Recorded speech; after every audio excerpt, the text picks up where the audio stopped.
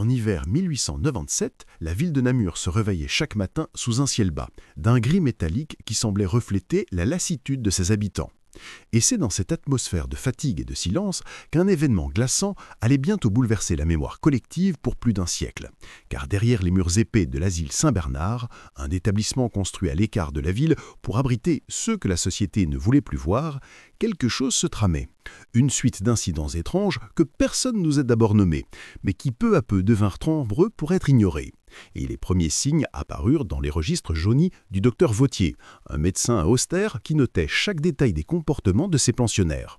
Jusqu'à ce qu'un matin de janvier, il écrivit qu'une phrase courte tremblait, presque illisible. « Ils ne sont plus malades, ils sont vides ». Phrase énigmatique qui résonne encore aujourd'hui comme une énigme et une menace, car quelques jours plus tard, un premier patient disparut sans laisser de traces, puis un deuxième, puis un troisième. Et bientôt les familles, qui venaient parfois rendre visite, repartirent avec la même réponse froide des infirmiers. « Votre fils dort, votre frère est en traitement, revenez plus tard ». Mais le plus tard n'arrivait jamais, et les visites furent interdites au motif que l'hiver rendait les lieux dangereux.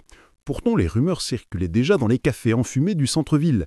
Des hommes chuchotaient en buvant leur bière brune que les fous s'échappaient la nuit pour errer dans les bois, tandis que d'autres prétendaient que des prêtres du diocèse avaient demandé des messes spéciales pour conjurer une présence dans l'asile. Et tout cela aurait pu rester de simples histoires.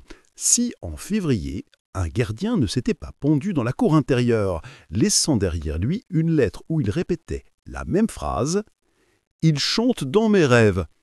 Ce qui provoqua l'ouverture d'une enquête officielle. Mais très vite, les autorités fermèrent le dossier en parlant de dépression et de délire. Et pourtant, dans les archives oubliées de la bibliothèque municipale, on peut encore trouver des coupures de journaux relatant la fermeture progressive de certaines ailes du bâtiment. Ailes murées à la hâte, avec des briques humides, comme si l'on voulait sceller quelque chose à l'intérieur. Et les habitants du quartier juraient qu'au crépuscule, on entendait derrière ces murs des murmures, des trières ou peut-être des chants, un chœur désaccordé qui semblait se rapprocher ou s'éloigner selon le vent. Et c'est à ce moment précis que commença la légende du cimetière des fous. Car au fur et à mesure que les disparitions se multipliaient, les registres d'un asile se remplissaient de lignes barrées, des noms effacés, remplacés par des numéros, comme si l'on cherchait à rendre ces existences anonymes. Et certains employés furent mutés de force. D'autres quittèrent leur poste dans un silence inquiet. Mais le docteur Vautier, lui, continue à décrire dans son journal, décrivant des nuits où il entendait les pensionnés chanter à l'unisson une mélodie qu'il ne connaissait pas, une mélodie slow-mo, faite de soupirs et de sons gutturaux, qu'il coupe pareil à une chorale d'âme. Et plus il écoutait, plus il se sentait aspiré par ce chant, comme si son propre esprit se dissolvait. Et bientôt, il nota qu'il ne rêvait plus seul, qu'il partage ses songes avec d'autres, qu'il se retrouvait dans des couloirs qu'il ne connaissait pas, entouré de visages qu'il n'avait jamais vus, mais qui pourtant semblaient lui parler d'une seule voix. Et dans ses rêves, il lui a été demandé de continuer l'expérience, de fermer les portes, de ne laisser entrer personne, et lui obéissait malgré lui, conscient que quelque chose de plus grand que sa volonté dirigeait ses gestes. Jusqu'à qu'un matin en mars, 47 pensionnaires furent introuvables, disparus de leurs lits, des couloirs et des salles communes, sans qu'aucune fenêtre ni aucune porte n'était fracturée, et le personnel répondit d'une seule voix aux enquêteurs « Ils dorment encore ». Réponse absurde qui glaça les ratéments extérieurs, et d'alors l'asile fut officiellement fermé, muré, laissé à l'abandon, mais les habitants de Namur l'appelèrent désormais le cimetière des fous. Et pendant des décennies, nul n'osa s'en approcher, car on raconterait que la nuit, derrière les bris scintants, résonnait encore ce chant venu d'ailleurs. Un chant qu'on pouvait oublier une fois entendu, et qui poussait ceux qui l'écoutaient trop longtemps à rejoindre les disparus. Autour de l'asile Saint-Bernard, la vie semblait continuer comme si de rien n'était.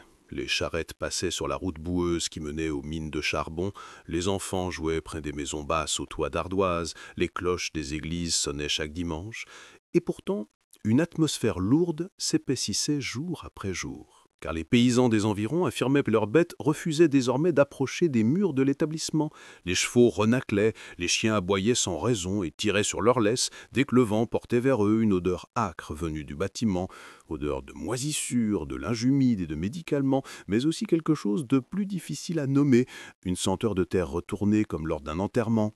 Et peu à peu, les conversations dans les tavernes prirent une teinte inquiétante. Les hommes juraient qu'ils avaient vu des silhouettes blanches errer près du portail après la tombée de la nuit. D'autres s'affirmaient avoir croisé des infirmiers qui parlaient entre eux dans une langue étrange, comme un latin déformé ou un chant inversé.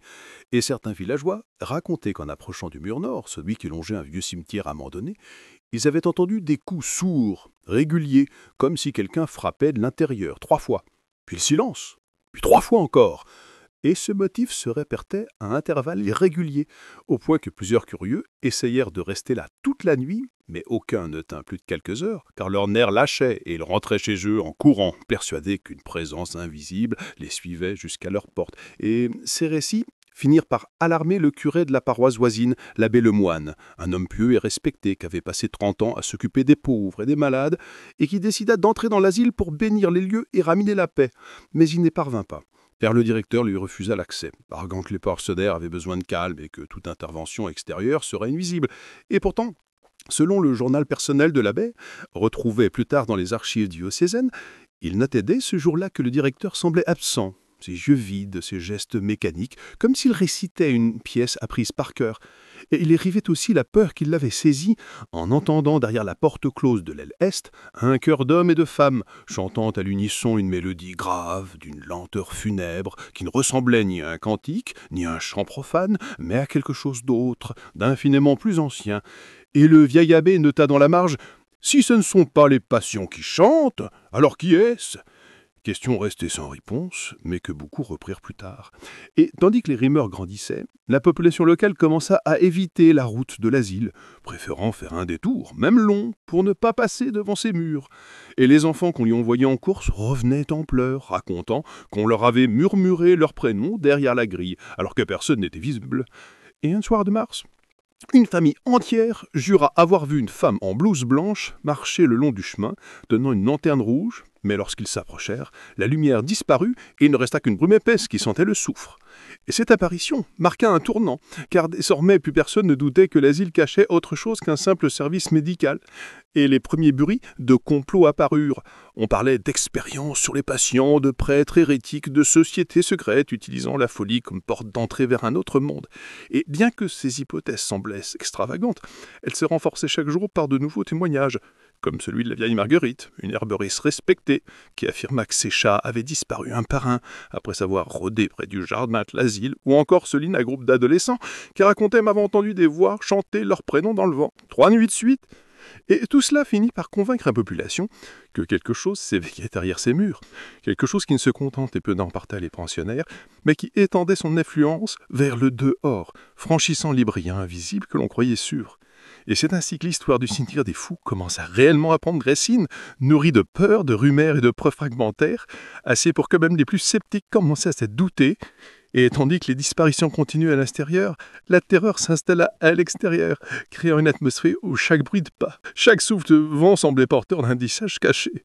Et ceux qui osaient encore regarder les fenêtres de l'asile juraient parfois voir, derrière les vitres sales, des silhouettes immobiles qui les observaient, comme si le bâtiment lui-même s'était transformé en empanisme vivant, guettant le moment de s'ouvrir et d'engloutir tout ce qui l'entourait.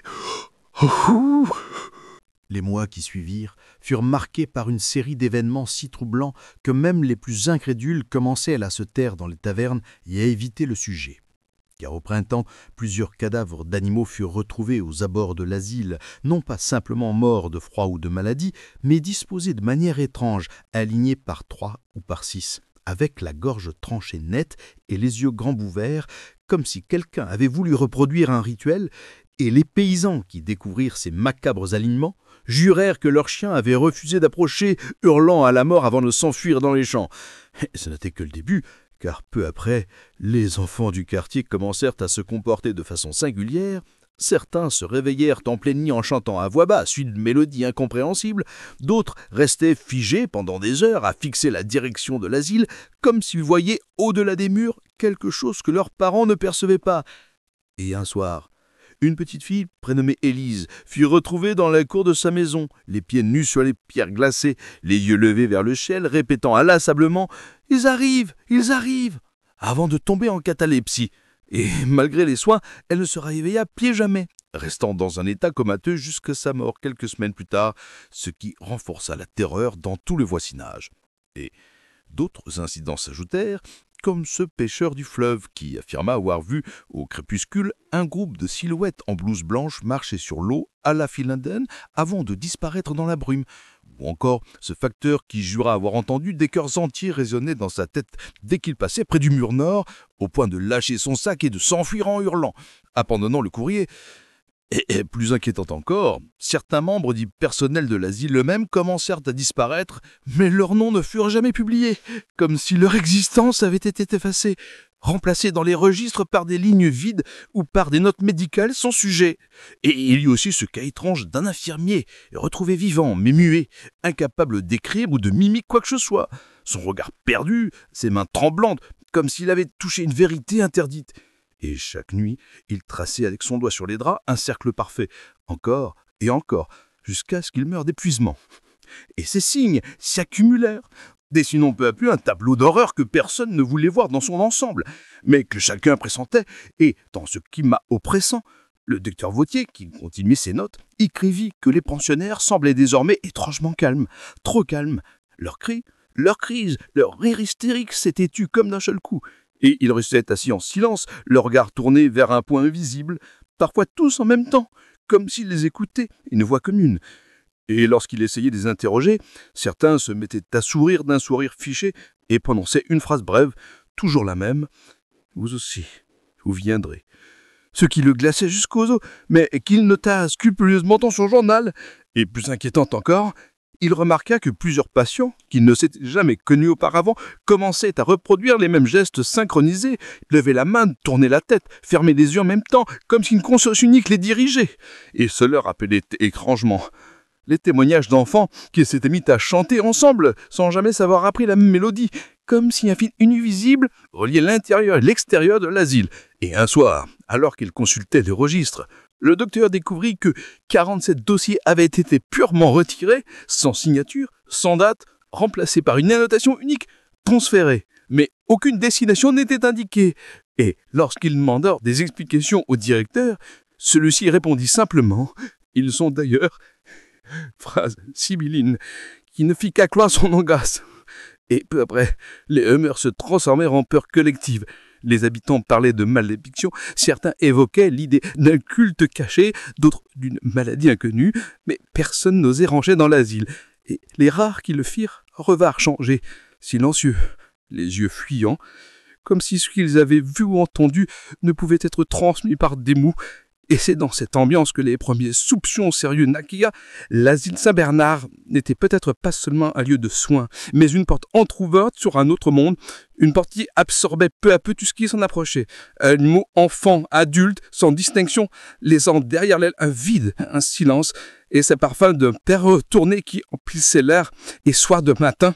Et c'est ainsi que l'ombre du cimetière des fusées étendit sur toute la région, un mystère grandissant, nourri par des disparitions et des signes de plus en plus flagrants que personne ne parvenait à expliquer. Les disparitions, qui avaient d'abord semblé isolées, prirent bientôt l'allure d'un schéma implacable. Car chaque mois apportait son lot de tragédies, et si au début il s'agissait d'animaux errants ou de patients déjà oubliés de leur famille, très vite le cercle se resserra autour de personnes connues, de voisins, d'amis, de proches, et c'est ainsi que naquit la peur véritable, celle qui ne se raconte plus à voix basse, mais qui s'installe dans les regards, dans les gestes brusques, dans les portes que l'on verrouille avant la tombée de la nuit. Et parmi tous ceux qui observaient ces phénomènes, un homme décida de ne plus se contenter de rumeurs.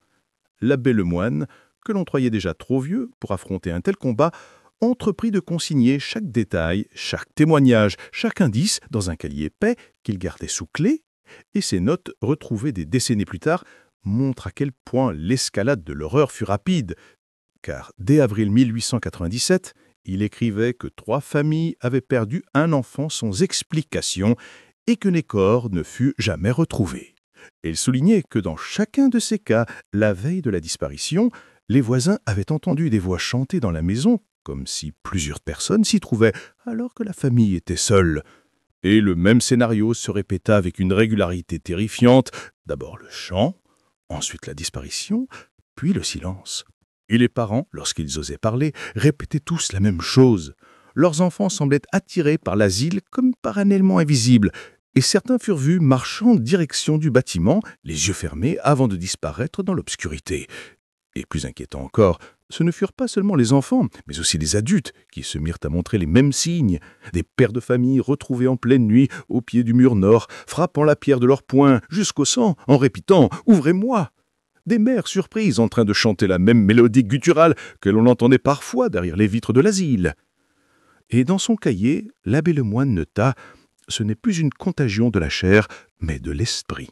Phrase qui résume la progression inexorable de ce mal, et tandis que le clergé hésitait entre exorcisme et démie, tandis que les autorités préféraient fermer les yeux pour éviter le scandale, le vieil abbé comprit qu'il devait enquêter seul. Il se rendit plusieurs nuits de suite près des murs de l'asile, armé seulement de son crucifix et de son carnet. Et ce qui nota glace encore le sang. À plusieurs reprises, il vit des ombres se découper dans la lumière des fenêtres, des silhouettes humaines qui semblaient regarder dehors, mais dont les visages étaient flous, comme effacés. Et il affirma avoir entendu des bribes de phrases en latin, mais inversées, comme si la langue sacrée avait été pervertie. Et un soir de mai, il ramassa près de la grille un feuillet trempé de pluie, arraché d'un registre, sur lequel figurait une série de noms barrés suivis de croix grossières dessinées à l'encre, et au bas de la page, une phrase « Corps complet bientôt ». Ce qui confirmait ses soupçons qu'un rituel était en cours, utilisant les pensionnaires et peut-être même des habitants de la ville comme matière première. Et pourtant, malgré ces preuves, personne ne voulut l'écouter, car ceux qui approchaient trop près de la vérité finissaient par disparaître ou sombrer dans la fallée. Et cela arriva bientôt à un autre témoin, le docteur Vautille lui-même, qui dans ses derniers écrits parlait d'une voix intérieure qui le guidait, d'une mélodie qu'il ne pouvait plus faire taire.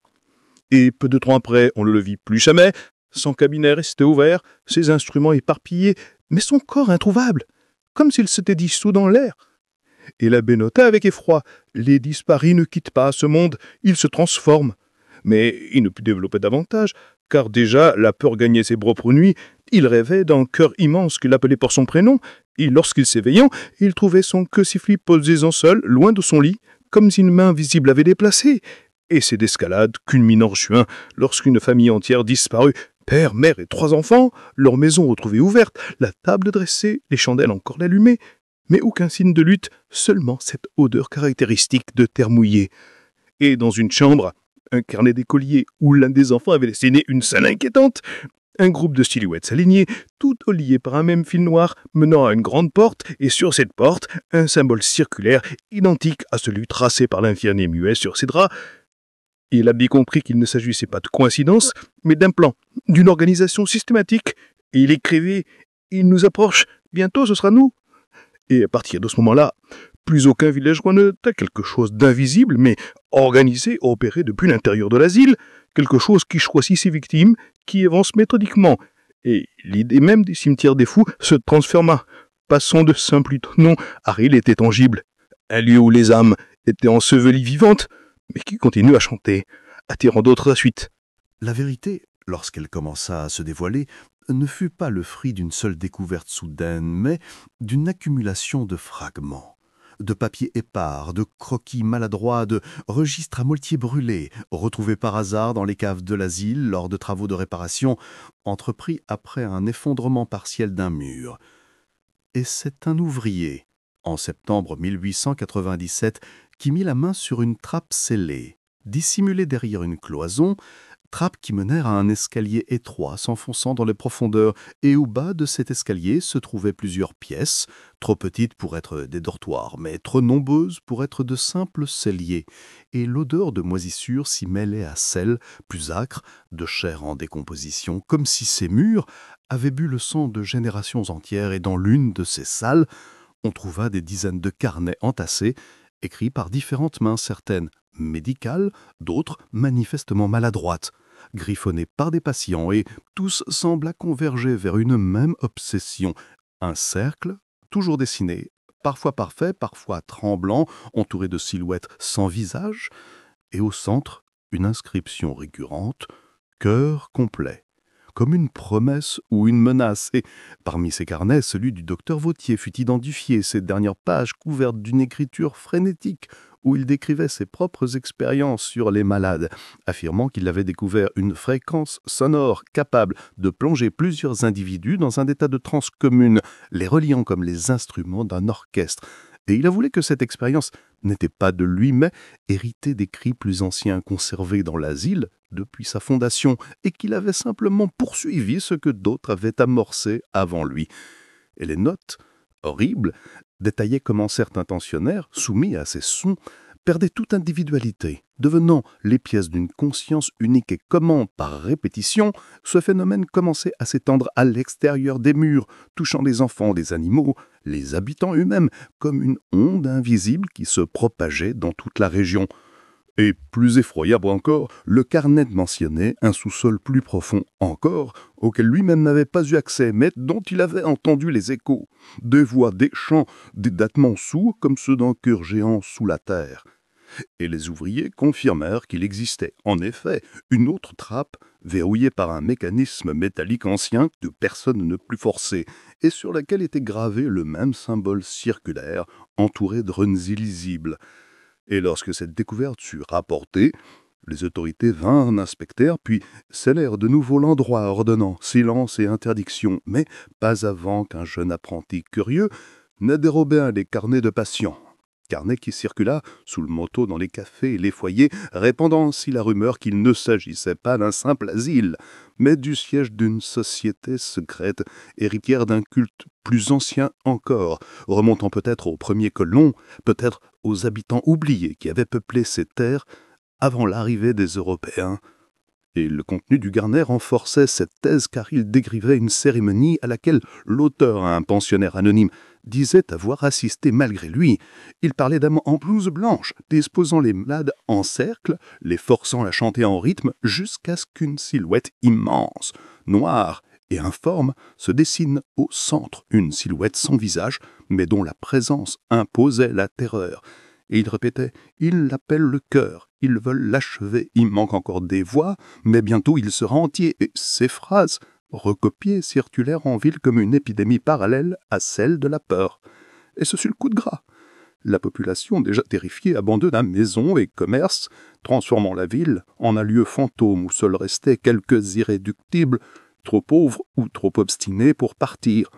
Et l'abbé Lemoine, lui, persista dans son enquête, pénétrant de nouveau dans les caves malgré les scellés, et ses dernières notes, retrouvées bien plus tard dans le grenier de son presbytère, décrivaient une descente solitaire, lampe à la main, crucifix serré contre lui.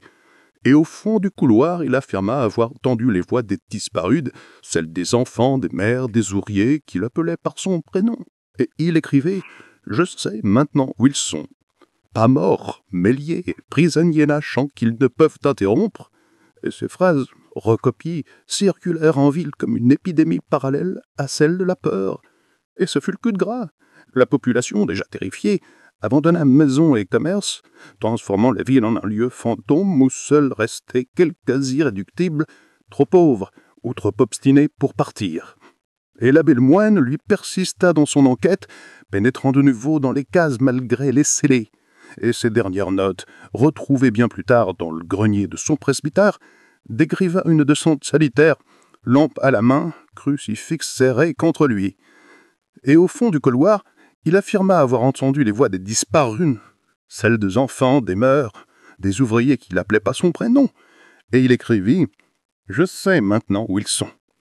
Pas morts, mais liés, prisonniers d'un chant qu'ils ne peuvent interrompre. » Et sa dernière phrase, interrompue en plein milieu, laissait présager qu'il avait vu ce que nul n'aurait dû voir, car son écriture s'arrête après les mots « Ils ouvrent ». Puis rien, la page blanche suivant comme un silence assourdissant, et on ne retrouva jamais le corps de l'abbé, pas plus que ses affaires, comme si lui aussi avait été absorbé, et dès lors, l'histoire du cimetière des fous ne fut plus une rumeur, mais une certitude inavouable. Derrière l'asile, sous ses fondations, dormait quelque chose de plus ancien, de plus puissant, à mal organisé, systématique, qui utilisait la science et la foi, les patients et les innocents, pour construire patiemment Une symphonie inachevée, dont chaque disparition n'était qu'une note supplémentaire. Et ceux qui lirent les carnets, ceux qui virent les dessins, ceux qui entendirent les échos, ne purent jamais oublier. Car la logique du mal s'imposait désormais. Il ne s'agissait pas de soigner les fous, mais de les transformer en instruments. Et l'asile n'était qu'un immense orgue. Chaque corps une corde, chaque voix une flûte. Et la partition, inachevée, attendait d'être complétée dans l'ombre du sous-sol scellé. Des décennies s'étaient écoulées depuis la fermeture officielle de l'asile Saint-Bernard. Et pourtant, le silence n'avait jamais été complet, car les maisons autour du bâtiment abandonné portaient encore l'empreinte invisible des événements passés, et ceux qui s'approchaient trop près des murs décrivaient des frissons, des voix à peine audibles, des ombres mouvantes derrière les fenêtres brisées. Et certains témoins affirmaient avoir vu la nuit des silhouettes se déplacer sans bruit, glissant entre les piliers de pierre comme des spectres. Et ce n'était plus l'asile qui semblait habiter ces lieux, mais le cimetière des fous lui-même, vivant, respirant, attendant. Et à chaque printemps, lorsque la brume s'accrochait aux rues de Namur, des enfants jouant dans les ruelles entendaient à travers le vent un murmure, un appel de voix anciennes.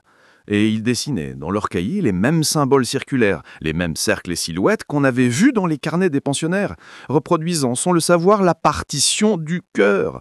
Et certains adultes commencèrent à remarquer que leurs proches disparaissaient mystérieusement, réapparaissant quelques heures plus tard avec le regard vide, comme des marionnettes muettes répétant exactement les gestes et les phrases entendus par d'autres dans la ville.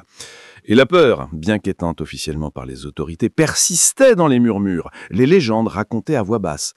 Et les journaux de la région, relayés aux archives, contiennent encore des articles sur des disparitions inexpliquées, jamais liées officiellement à l'asile, mais dont les motifs, les lieux et les dates correspondaient étrangement aux anciens schémas.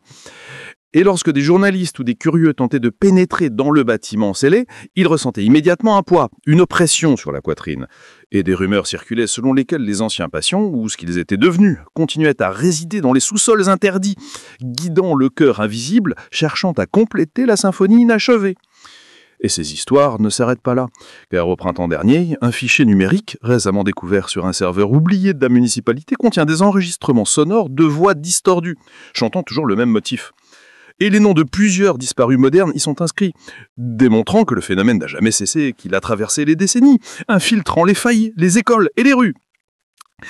Et c'est dans cette continuité que l'angoisse prend racine, car il devient impossible de savoir qui est encore humain, qui a été intégré au cœur et qui disparaîtra ensuite. Et alors que le lecteur referme ses pages, il pourrait entendre un murmure derrière sa porte, un souffle léger répétant son prénom. Et la dernière pensée qu'il est celle-ci.